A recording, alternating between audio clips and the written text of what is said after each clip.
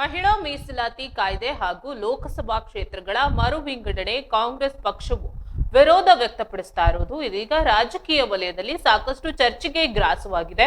ಈ ಕುರಿತು ಸ್ವಾಭಿಮಾನ ಬಳಗದ ರಾಜ್ಯಾಧ್ಯಕ್ಷ ಜಿಬಿ ವಿನಯ್ ಕುಮಾರ್ ಅವರು ಕಾಂಗ್ರೆಸ್ ಪಕ್ಷದ ವಿರುದ್ಧ ತೀವ್ರ ವಾಗ್ದಾಳಿ ನಡೆಸಿದ್ದಾರೆ. ಮಹಿಳೆಯರಿಗೆ ರಾಜಕೀಯವಾಗಿ ಹೆಚ್ಚಿನ ಅವಕಾಶಗಳನ್ನ ನೀಡುವ ನಿಟ್ಟಿನಲ್ಲಿ ಕೇಂದ್ರ ಸರ್ಕಾರವು ಮಹಿಳಾ ಮೀಸಲಾತಿ ಕಾಯ್ದೆ ಹಾಗೂ ಲೋಕಸಭಾ ಕ್ಷೇತ್ರಗಳ ಮರು ವಿಂಗಡಣೆಗೆ ಮುಂದಾಗಿದೆ.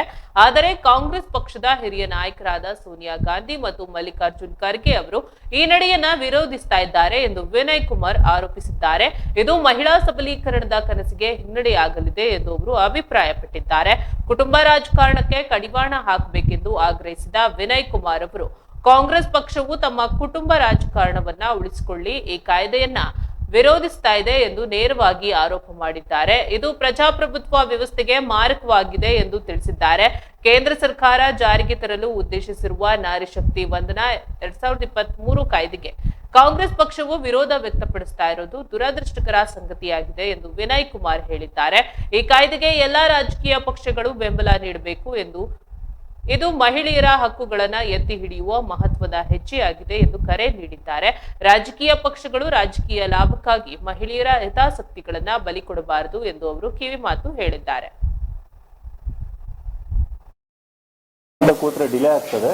2011 2011 ಎಕ್ಸಿಸ್ಟಿಂಗ್ ಡೇಟಾ. ಈಗ ಏನು ಡಿಲಿಮಿಟೇಷನ್ ಎಲ್ಲ ಕ್ಷೇತ್ರ ವಿಂಗಡಣೆ ಆಗಿದೆ ದೇಶದಲ್ಲಿ, ಅದು 1971 ಸೆನ್ಸಸ್ ಬೇಸಿಸ್ ಮೇಲೆ ಇರುವಂಥದ್ದು.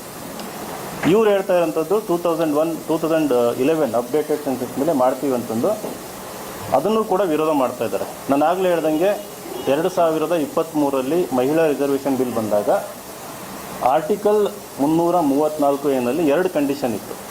ಒಂದು, ವಿಮೆನ್ ರಿಸರ್ವೇಷನ್ನು ಸೆನ್ಸಸ್ ಆದಮೇಲೆ, ಹೊಸ ಸೆನ್ಸಸ್ ಆದಮೇಲೆ. ಎರಡನೇದು ಡಿಲಿಮಿಟೇಷನ್ ಆದಮೇಲೆ ಮಾಡಬೇಕಂತ ಇತ್ತು. ಅದು ಆ ಬಿಲ್ ಏನಾಗಿತ್ತು, ಯಾವುದೇ ಒಂದು ವಿರೋಧ ಇಲ್ದಂಗೆ ಆ ಬಿಲ್ಲು ಲೋಕಸಭೆ ಮತ್ತು ರಾಜ್ಯಸಭೆಯಲ್ಲಿ ಪಾಸ್ ಆಗಿತ್ತು. ಇವಾಗ ಇವರು ಮತ್ತೆ ಅದನ್ನು ಕೆದಕ್ಬಿಟ್ಟು ನೀವು ವಿಮೆನ್ ರಿಸರ್ವೇಷನ್ನ ಪಾಸ್ ಮಾಡಬಾರ್ದು ಅಂತಂದು ಹೇಳ್ತಾ ಇದ್ದಾರೆ. ಅವಾಗ ಒಪ್ಕೊಂಡರು, ಇವಾಗ ಅದನ್ನು ವಿರೋಧ ಮಾಡ್ತಾ ಇದ್ದಾರೆ. It is purely political reason ಅಂತ ಏನಿದ್ದಾರೆ.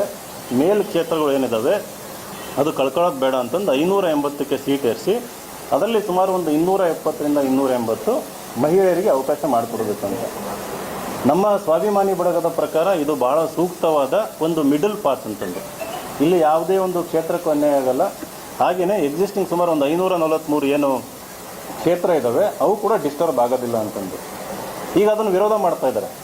ನೀವು ಡಿಲಿಮಿಟೇಷನ್ ಮಾಡಿ ಆದಮೇಲೆ ನೀವು ವಿಮೆನ್ ರಿಸರ್ವೇಷನ್ ಮಾಡಬೇಡಿ ಅಂತಂದು ಸೋನಿಯಾ ಗಾಂಧಿ ಮತ್ತು ಕಾಂಗ್ರೆಸ್ ಅವ್ರು ಹೇಳ್ತಾ ಇದ್ದಾರೆ.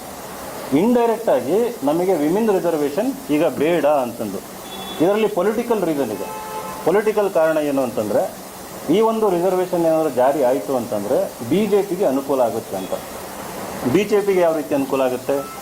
BJP ಒಂದು ಕೆಡರ್ ಬೇಸ್ಡ್ ಪಾರ್ಟಿ. ಅದು ಕ್ಷೇತ್ರ ಜಾಸ್ತಿ ಆಗಲಿ ಕಡಿಮೆ ಆಗಲಿ ಪ್ರತಿಯೊಂದು ಕ್ಷೇತ್ರದಲ್ಲೂ ಕೂಡ ಅದರದ್ದೇ ಆದ ಒಂದು ಕೆಡರ್ ಇದೆ. ವಿಮೆನ್ ಸಪೋರ್ಟರ್ ಜಾಸ್ತಿ ಇದೆ. ಅಷ್ಟೂ ಸೀಟುಗಳನ್ನು ಇದು ಮೆಜಾರಿಟಿ ಗೆದ್ಕೊಂಡ್ಬಿಡುತ್ತೆ ಅನ್ನೋ ಒಂದು ಭಯ ಕಾಂಗ್ರೆಸ್ ಪಕ್ಷದಲ್ಲಿ ಇದೆ. ಎರಡನೇದು, ಈ ಸೆನ್ಸಸ್ ಇದೇನು ಆ್ಯಕ್ಟಿವ್ ಈಗ ನಡೀತಾ ಇದೆ. ಸೆನ್ಸಸ್ ಇವತ್ತಿಂದ ಶುರು ಆಗ್ತದೆ. ಅದು 2027ಕ್ಕೆ ಮುಗೀತದೆ.